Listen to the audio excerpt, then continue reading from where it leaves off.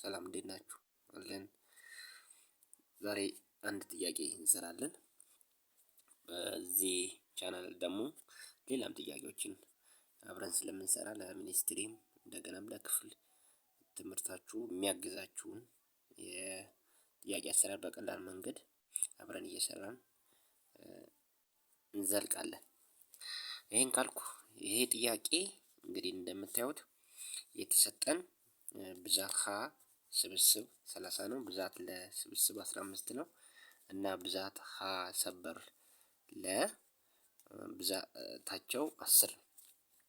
ያ ማለት ደግሞ እዚህ ጋር በስብስብ ሀ ውስጥ የሚገኙት ብዛታቸው 30 ነው። በስብስብ ለ ውስጥ የሚገኙት ብዛታቸው 15 ነው። በሀና በለ መካከል የጋራ አባል የሆኑት ብዛታቸው ደግሞ 10 ነው። ከዚህ ላይ በመነሳት የሀ ውህድ ለን ሀና ለ ሲዋሃድ የምናገኛቸው የአባላት ብዛትን ነው ፈልጉ የተባልነው። ስለዚህ የተሰጠ መጀመሪያ ማውጣት ነው።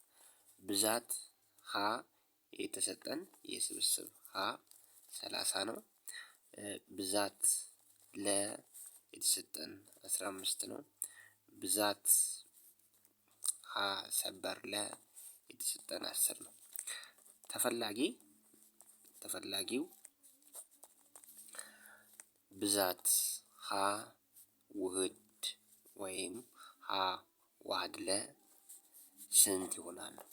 ስለዚህ የዚህን ፎርሙላ ከተሰጣችሁ ውስጥ ብዛት ሀ ውህድ ለ ሲፈለግ ብዛት ሀ ሲደመር ብዛት ለ ስብስብ ሲቀነስ ብዛት ሀ ሰበር ለ ነው። በዚህ ቀመር ይህንን ጥያቄ እንሰራለን ማለት ነው። የሚቀጥለው የምናደርገው ብዛት ሀ ዋህድ ለ በእነዚህ ቦታዎች ዋጋቸውን መክተት ነው። ስለዚህ ብዛት የሀ 30 ነው ሲደመር ብዛት ለ 15 ነው ሲቀነስ ብዛት ሰበር ለ ደግሞ 10 ነው። ከብዛት ሀ ዋህድ ለ ለማግኘት መጀመሪያ ከመደመርና ከመቀነስ ቀድሞ የሚሰራው በቦዲ ማስ ውስጥ መደመር ነው። ስለዚህ 30 ሲደመር 15 45 ይሆናል። ሲቀነስ 10 ብዛት ሀ ዋህድ ለ መጠኑ የነዚህ ሁለቱ ስብስብ ሲዋሃድ የአባል ብዛት የሚሆነው ከ45 ላይ 10 ሲቀነሱ 35 ይሆናል ማለት ነው። 35 ይሆናል። ይህን ይመስላል።